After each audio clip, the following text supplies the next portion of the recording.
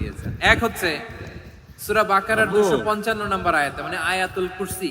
তোমার এর জায়গা মধ্যে 9টা বাক্য আছে, 9টা বাক্য মিলে একটা আয়াত। তোমার এই আয়াতে আল্লাহ তাআলা খুব চমৎকার ভঙ্গিমায়, চমৎকার ভাষা শৈলী ব্যবহার করে, খুব বাবু উচ্চাঙ্গের আরবি সাহিত্য দিয়ে একটি আয়াত নাজিল করেছেন। এই আয়াতটার তোমার নাম হচ্ছে জায়গা আয়াতুল কুরসি।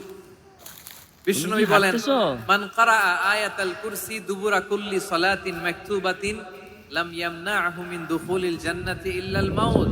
প্রত্যেক ফরজ নামাজের পরে যে আয়াতুল কুরসি পড়বে তার জান্নাতে যাওয়ার ক্ষেত্রে আর বাবু কোনো বাধা থাকে না, একটা জিনিস ছাড়া, সেটা হচ্ছে মৃত্যু, মরণ। লোকটা মরে না তাই জান্নাতে যায় না, মরলেই জান্নাতে। আচো বিশ্বনবী আচো ফরমান, ওয়া ইন মাতা ফি যালিকাল আচ্ছা। ইয়াউমি মাতা শাহীদান।